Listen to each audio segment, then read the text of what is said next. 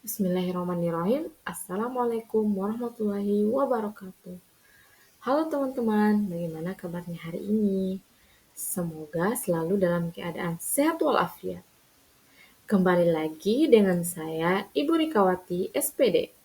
Hari ini kita akan belajar bahasa Indonesia paket A dengan topik menulis teks dengan struktur argumentasi, mengenal pemakaian awalan verb serta menggunakannya, dan menyampaikan petunjuk arah. Silakan diisi juga untuk link absensi yang telah Ibu tautkan pada channel YouTube ini. Kemudian teman-teman, silakan disiapkan alat tulisnya dan jangan lupa untuk mencatat hal-hal penting yang akan kita pelajari pada pertemuan kali ini. Jadi, pembelajaran ini merupakan program dari Pusat Kegiatan Belajar Masyarakat PKBM Al-Amin Mosangka yang diselenggarakan oleh Yayasan Pemersatu Umat Nusantara atau YPUN. Sebelum kita mulai belajar, mari sama-sama kita membaca doa terlebih dahulu. Bismillahirrahmanirrahim. Rabbi zidni ilman warzuqni fahman. Yang artinya, ya Tuhanku, tambahkanlah aku ilmu dan berilah aku kepahaman. Amin. Tujuan pembelajaran kita pada pertemuan kali ini yaitu dengan mempelajari materi ini, kalian diharapkan dapat menulis teks dengan struktur argumentasi, mengenal pemakaian awalan verb serta menggunakannya, dan menyampaikan petunjuk arah. Siap-siap belajar. Di jalan raya, di terminal, di pasar, atau di tempat-tempat lainnya, kalian mungkin pernah melihat tanda atau lambang sebagai petunjuk. Ada tanda tempat pembuangan sampah, ada tanda tempat menyeberang, dan lainnya. Tanda atau lambang seperti itu disebut rambu-rambu. Semua orang harus memahami dan menaati rambu-rambu supaya semua berjalan dengan tertib demi kebaikan bersama. Gambar-gambar di bawah ini disebut rambu lalu lintas. Rambu lalu lintas bisa berupa lambang, huruf, angka, atau kalimat. Gunanya untuk memberikan peringatan, larangan, perintah, dan petunjuk bagi pemakai jalan. Pernahkah kalian melihatnya? Silakan diperhatikan teman-teman. Di sini ada 5 contoh lambang yang ada di jalan atau rambu-rambu yang biasanya ada di jalan. Di situ ada salah satunya yaitu lambang segitiga yang berwarna biru. Itu merupakan lambang sebagai penyeberangan jalan. Dari 4 gambar yang lainnya ini, teman-teman bisa mencari lewat via Google apa-apa saja rambu-rambu yang ada pada jalan raya. Perhatikan rambu-rambu yang ditunjukkan guru. Perhatikan warna dan bentuknya. Pertanyaan pertama di situ, apa yang sama? Jadi, apa yang sama dari kelima gambar yang telah ditampilkan ini semuanya adalah merupakan rambu-rambu yang ada di jalan. Nomor 2, apa yang berbeda? Yang jadi pembeda adalah rambu-rambu yang Ibu tampilkan ini, yaitu ada 5 lambang rambu-rambu, di sini memiliki makna yang berbeda-beda. Nah, seperti yang Ibu jelaskan tadi, rambu berwarna biru sebelah kanan itu merupakan, dan di situ ada gambar seseorang yang sedang berjalan. Jadi rambu ini merupakan salah satu penanda bahwa di situ adalah tempat untuk penyeberangan pejalan kaki. Pertanyaan ketiga, dapatkah kalian menduga artinya?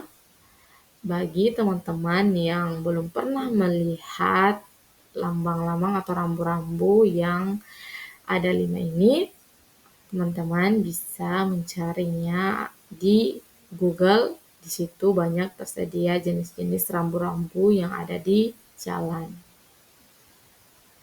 Kita masuk pada kegiatan membaca. Bacalah cerita di bawah ini bersama teman kalian. Dengan judul cerita yaitu Awas. Rudy berangkat lebih pagi. Kelompoknya piket hari ini. Mereka sudah berbagi tugas.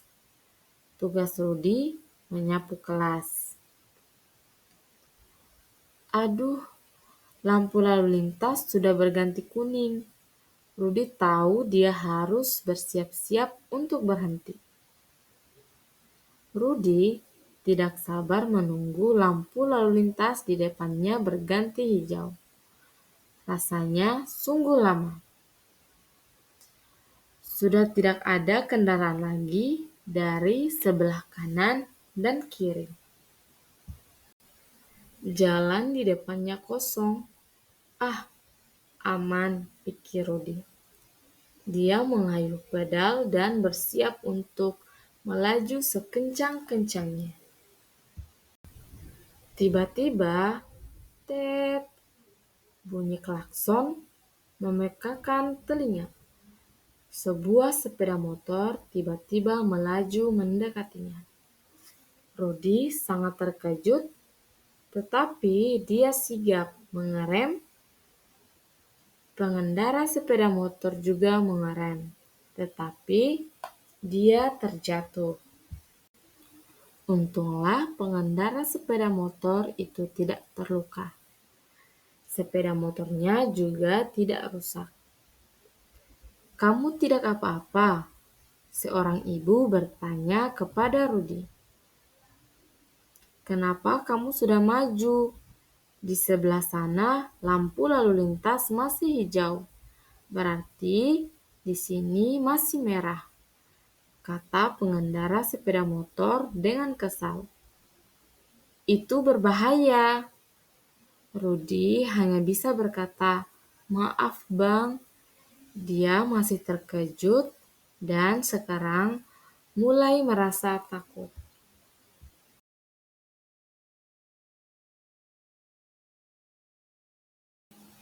Sekarang kita masuk pada bagian jelajah kata.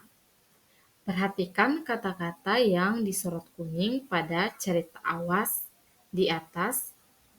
Tahukah kalian artinya?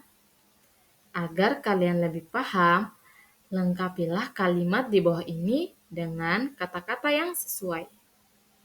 Di cerita Awas tadi, ada beberapa yang diberikan penanda warna kuning atau disorot dengan warna kuning, yaitu ada kata sigap, helm, mengayuh, klakson, lampu lalu lintas, dan mengerem. Nah, dari beberapa kata yang diberi penanda kuning tadi, kita masukkan pada 6 kalimat di bawah ini yang belum lengkap. Nah, masing-masing kalimat dilengkapi dengan beberapa kata-kata yang ada di atas ini, yaitu kata sigap, kata helm, mengayuh, klakson, lampu lalu lintas, dan mengerem. Jadi, tugas teman-teman, silakan lengkapi 6 kalimat yang telah Ibu tampilkan di layar ini. Lengkapi kalimatnya, sesuaikan dan cocokkan kata manakah yang cocok untuk ditempatkan, entah itu di kalimat 1, kalimat 2, ataupun kalimat 6. Silakan diperhatikan kembali 6 kalimat tadi. Di sini Ibu akan tampilkan beserta dengan jawabannya. Jadi, silakan diperhatikan teman-teman. Untuk kalimat nomor 1, Rudi membunyikan bel sepedanya. Bang Tanto membunyikan klakson sepeda motornya. Jadi untuk kalimat nomor 1, kata yang digunakan untuk melengkapi kalimat nomor 1 ini yaitu kata klakson. Bisa dilihat di situ Ibu sudah beri penanda warna merah. Nah, untuk nomor 2, nelayan mendayung sampan, Rudi mengayuh sepeda. Untuk kalimat nomor 2 ini, kata pelengkap yang digunakan adalah kata mengayuh. Nah, silakan dilihat ya, diperhatikan baik-baik teman-teman. Di situ kata yang digunakan yaitu kata mengayuh. Nomor 3, ayo bergeraklah dengan sigap. Jangan bermalas-malasan. Di situ untuk kalimat nomor 3, kata pelengkap yang digunakan adalah kata sigap. Nomor 4, Rudi mengerem sepedanya supaya berhenti. Untuk kalimat nomor 4 ini, kata pelengkap yang digunakan yaitu kata mengerem. Nomor 5, helm dipakai untuk melindungi kepala. Nah, untuk pelengkap kalimat nomor 5 ini yaitu kata yang digunakan adalah kata helm. Nomor 6, jika lampu lalu lintas menyala merah, berarti kendaraan harus berhenti. Untuk kalimat nomor 6 ini, kata pelengkap yang digunakan adalah kata lampu lalu lintas. Silakan dicatat di buku masing-masing ya teman-teman. Jadi sebagai penanda dari kata pelengkap masing-masing kalimat, yaitu Ibu beri warna merah setiap kata yang menjadi pelengkap kalimat tersebut. Kita masuk pada kegiatan berdiskusi. Diskusikanlah kembali cerita Awas bersama teman-teman dan guru. Kalian dapat menjawab pertanyaan-pertanyaan di bawah ini sebagai bahan diskusi. Nah, silakan diperhatikan teman-teman. Di situ ada 6 pertanyaan, di mana ke-6 pertanyaan ini berkaitan dengan cerita yang berjudul Awas tadi. Nah, untuk soal nomor 1, di mana Rudi berada? Nomor 2, mengapa pengendara sepeda motor itu marah kepada Rudi? Nomor 3, mengapa Rudi memutuskan maju saat lampu lalu lintas belum berwarna hijau? Nomor 4, menurut kalian bagaimana perasaan Rudi? Nomor 5, jika kalian menjadi Rudi, apa yang kalian lakukan? Dan nomor yang terakhir, pernahkah kalian mengalami kejadian seperti itu? Ceritakanlah. Jadi di sini ada 6 pertanyaan, teman-teman. Silahkan dijawab sesuai dengan cerita yang berjudul Awas tadi. Jadi teman-teman bisa dilihat atau dibaca kembali cerita yang berjudul Awas, kemudian cocokkan dengan ke-6 soal yang Ibu tampilkan ini. Nah, di sini Ibu akan tampilkan mengenai jawaban dari 6 pertanyaan tadi yang berkaitan dengan cerita yang berjudul Awas. Pertanyaan nomor 1, di mana Rudi berada? Jawabannya adalah Rudi sedang di jalan raya hendak menuju ke sekolah. Nomor 2, mengapa pengendara sepeda motor itu marah kepada Rudi?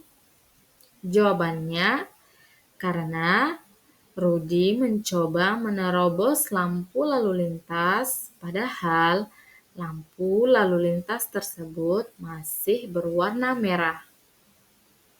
Nomor 3, mengapa Rudi memutuskan maju saat lampu lalu lintas belum berwarna hijau? Jawabannya, karena Rudi tidak sabar menunggu lampu lalu lintas berubah menjadi warna hijau. Kemudian, jalanan di depannya terlihat kosong, sehingga dia memutuskan maju saat lampu lalu lintas belum berwarna hijau. Nomor 4, menurut kalian, bagaimana perasaan Rudi? Jawabannya, Rudi merasa terkejut dan takut sebab akibat ulah dirinya, Rudi hampir mencelakakan diri sendiri dan orang lain. Nomor 5, jika kalian menjadi Rudi, apa yang kalian lakukan? Jawabannya, tidak akan menerobos lampu lalu lintas dan akan mematuhi peraturan lalu lintas. Nomor 6, pernahkah kalian mengalami kejadian seperti itu? Ceritakanlah. Jadi untuk pertanyaan nomor 6 ini disesuaikan dengan pengalaman teman-teman.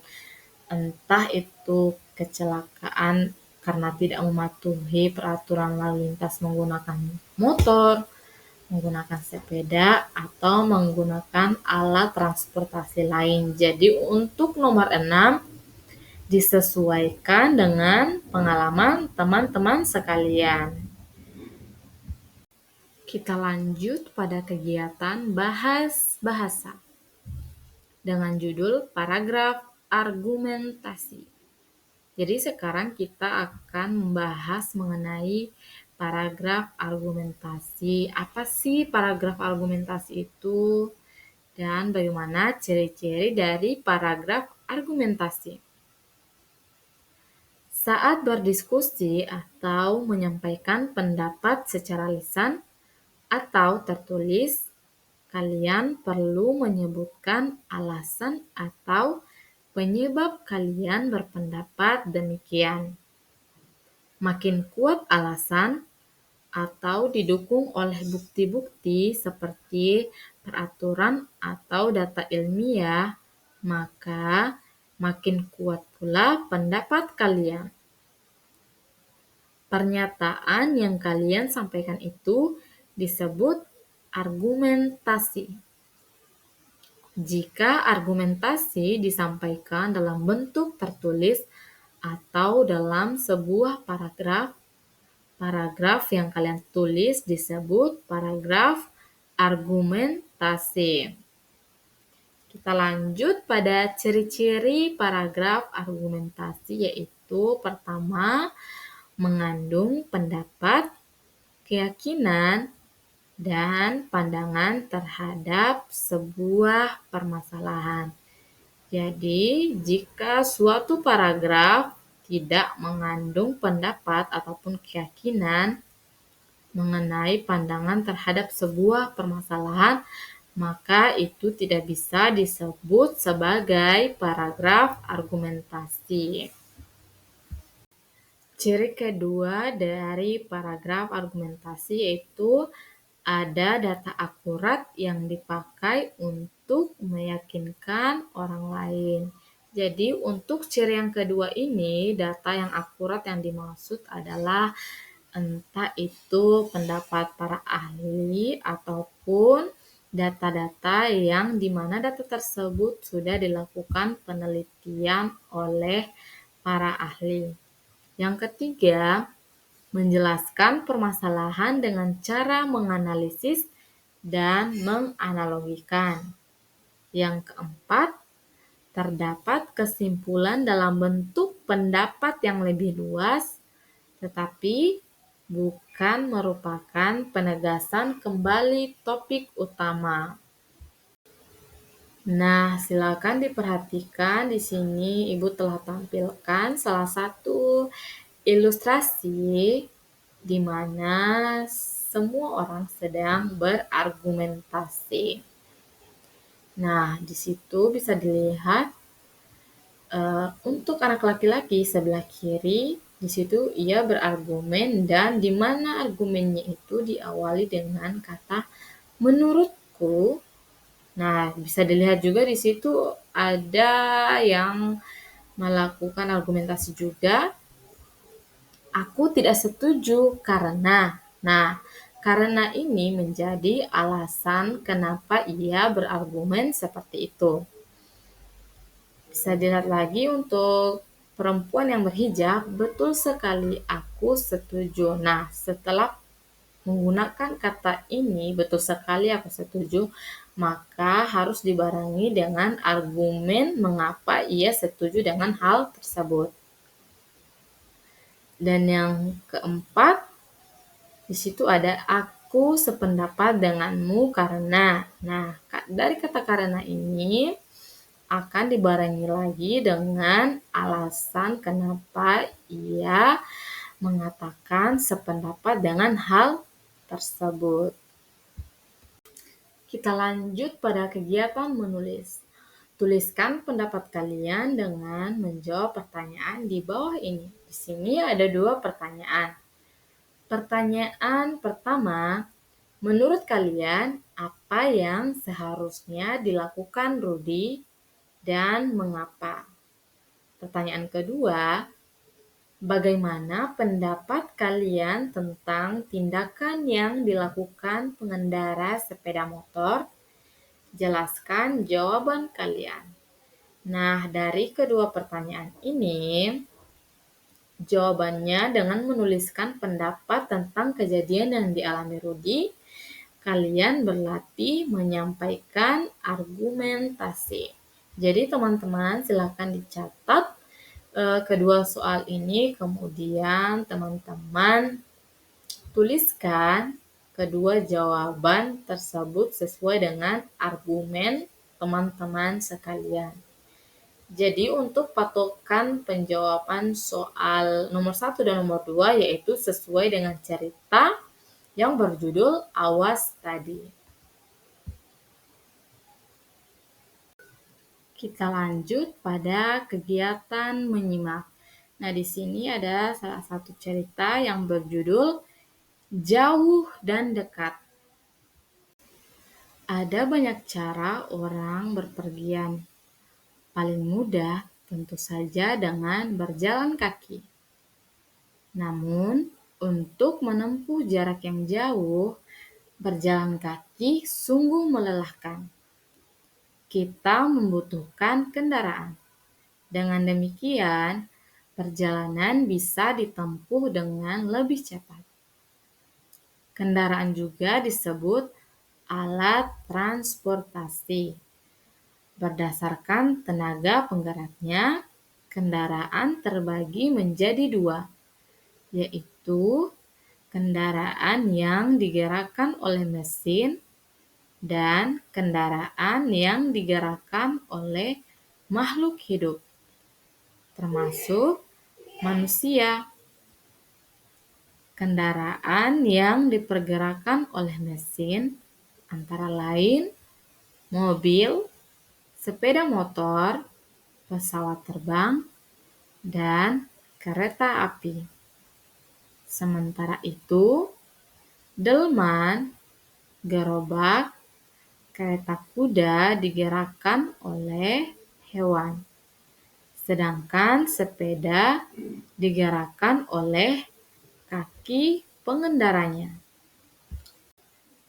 Menariknya, orang-orang juga mengendarai hewan secara langsung, tidak duduk di atas kereta, atau gerobak yang ditarik hewan. Hewan yang dijadikan tunggangan ataupun sebagai penarik kereta biasanya memiliki kelebihan seperti kuat berjalan jauh, kuat membawa beban, atau mampu berlari kencang. Mungkin kalian sudah tahu kuda, sapi, atau kerbau dijadikan tunggangan ataupun penarik kereta. Di negara lain, orang-orang juga menaiki keledai, unta, bahkan gajah.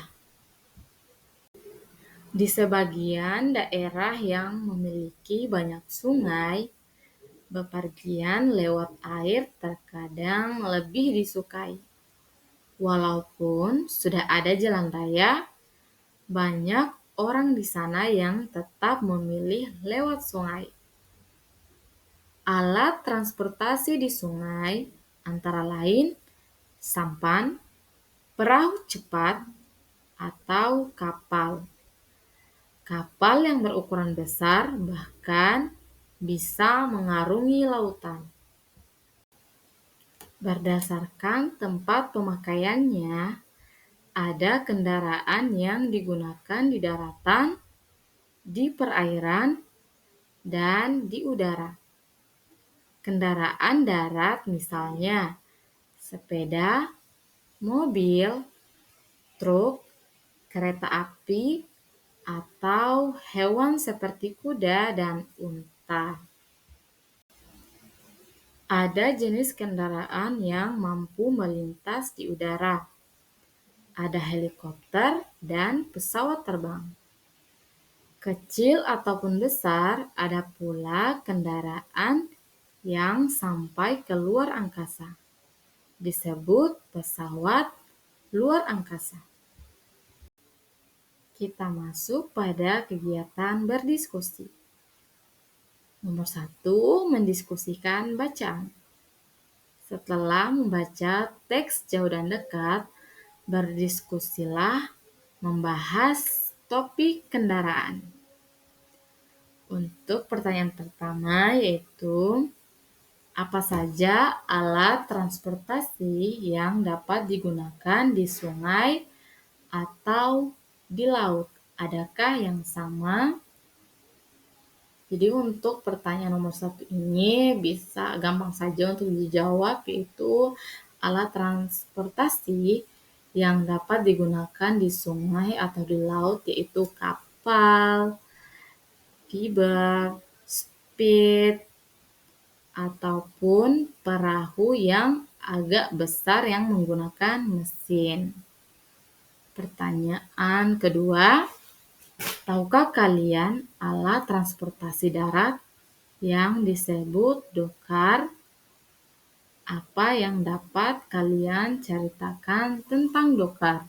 Jadi untuk pertanyaan nomor 2 ini disesuaikan lagi, apakah teman-teman sudah pernah mendengar alat transportasi yang bernama dokar ataupun belum?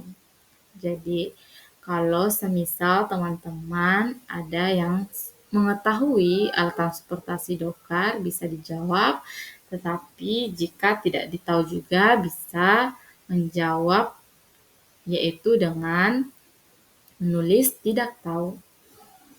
Pertanyaan ketiga, di sebagian daerah perahu disebut sampan.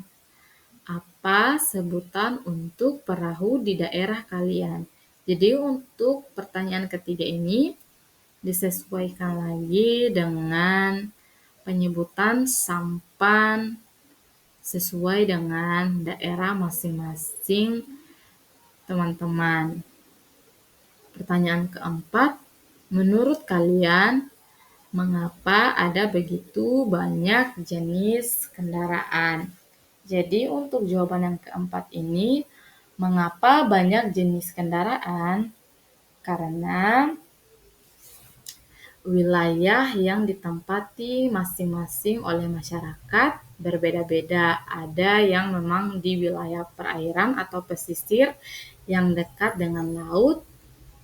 Ada juga yang jauh dari laut. Jadi, untuk penggunaan kendaraan itu disesuaikan dengan kondisi lingkungan. Jadi, kalau orang yang tinggal di daerah pesisir sudah pasti jenis kendaraan yang digunakan yaitu perahu, sampan, speed, kapal.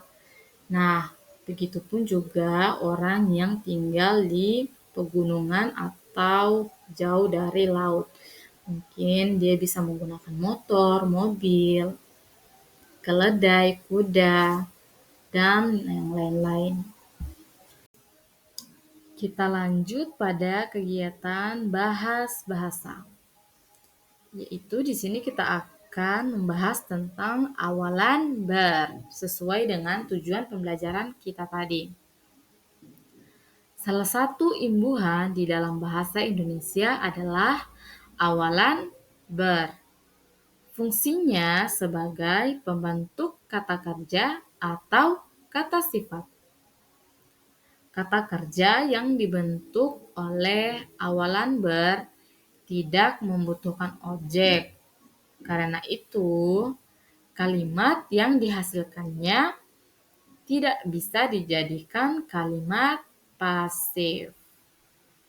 Penulisan kata yang memiliki imbuhan ber termasuk mudah, yaitu ber plus kata dasar. Namun, kalian harus berhati-hati, ada pengecualian untuk kata dasar yang diawali huruf R atau yang suku kata pertamanya berakhiran ER. Lihat contoh pada tabel selanjutnya. Silakan diperhatikan baik-baik. Di sini Ibu telah tampilkan tabel contoh pembentukan kata berimbuhan beserta dengan keterangannya. Nah, silakan dilihat di situ ada imbuhan ber plus kata dasar yaitu rambut. Setelah digabung menjadi berambut. Yang kedua, imbuhan ber ditambah kata dasar ragam menjadi beragam. Imbuhan ber ditambah kata dasar rencana menjadi berencana. Keterangannya, awalan ber berubah bentuk menjadi be jika huruf awal kata dasar adalah R. Jadi bisa diperhatikan teman-teman di situ kata dasarnya berawalan huruf R, yaitu rambut. Kata dasar ragam awalan hurufnya R. Kata dasar rencana awalan huruf awal di kata tersebut yaitu R. Jadi seperti yang telah dijelaskan di bagian keterangan, awalan ber berubah bentuk menjadi be jika huruf awal kata dasar adalah R. Nah, kemudian ber ditambah kata dasar kerja menjadi bekerja. Ber ditambah kata dasar cermin menjadi becermin. Ber ditambah kata dasar serta menjadi beserta. Ber ditambah kata dasar pergi ditambah an menjadi bepergian. Nah, silakan dilihat lagi keterangannya. Awalan ber berubah bentuk menjadi be jika suku kata pertama kata dasar berakhiran er. Jadi di situ bisa dilihat akhirannya yaitu er. Kemudian ber ditambah kata dasar ajar menjadi belajar. Ber ditambah kata dasar unjur menjadi belunjur. Perhatikan keterangannya, itu pengecualian khusus. Selanjutnya, ber ditambah kata dasar main menjadi bermain. Ber ditambah kata dasar kunjung menjadi berkunjung. Ber ditambah kata dasar sekolah menjadi bersekolah. Keterangannya, bentuk umum kata berimbuhan ber selain pengecualian di atas. Jadi di sini tetap menggunakan imbuhan ber karena setiap kata di mana huruf awalannya tidak menggunakan huruf R, sehingga imbuhan yang digunakan tetap lengkap, yaitu imbuhan ber. Kita masuk pada kegiatan menulis. Nomor 1, kata berawalan ber. Kerjakan soal latihan berikut ini di buku tulis kalian. Berilah imbuhan ber atau ber plus an pada kata yang ada dalam kurung sehingga menjadi kalimat yang benar. Di situ ada 8 contoh kalimat yang dimana harus diberi imbuhan, entah itu imbuhan ber ataupun imbuhan ber plus an. Untuk bagian A, kalimat bagian A, capung berterbangan di udara. Jadi kata dasar terbang menggunakan imbuhan ber plus an. Bagian C, bagian B, Bibi bercermin sambil mematu diri. Jadi kata dasar cermin menggunakan diberi imbuhan ber. Bagian C, Bima bersekolah di SD Tunas Mulia. Jadi kata dasar sekolah diberi imbuhan ber. Selanjutnya untuk poin D, E, F, G, dan H, silakan teman-teman jawab di buku catatannya masing-masing. Jadi ini tinggal ditambahkan entah itu imbuhan ber ataupun imbuhan ber plus an. Dengan melengkapi kalimat, kalian berlatih menggunakan awalan ber dengan benar. Nomor 2, pengalaman bepergian. Tuliskan pengalaman kalian pergi ke suatu tempat di buku tulis. Kalian boleh menceritakan perjalanan dari rumah ke sekolah atau menceritakan pengalaman saat kalian bepergian ke kota lain atau ke suatu tempat yang berkesan. Pertanyaan-pertanyaan berikut ini dapat kalian jadikan panduan, yaitu kendaraan apa yang kalian naiki untuk menuju ke sana, apa yang kalian lakukan saat di dalam perjalanan, apa saja hal menarik yang kalian temui, hal apa saja yang tidak kalian sukai di dalam perjalanan. Gunakan kata-kata kerja berawalan ber dalam tulisan kalian. Jangan lupa perhatikan pemakaian tanda baca dan huruf kapital. Kita lanjut pada kegiatan mengamati. Amatilah denah berikut ini bersama-sama. Carilah air mancur bertanda Y. Jika kalian berada di X, telusuri jalan yang harus kalian tempuh agar dapat sampai di Y. Deskripsikan perjalanan itu menggunakan kata-kata seperti berjalan lurus, berbelok ke kanan, menyeberang, di sebelah kiri, dan lain-lainnya. Gunakan bangunan atau pohon sebagai penanda. Apakah ada jalan lain yang bisa kalian tempuh? Mana yang lebih dekat?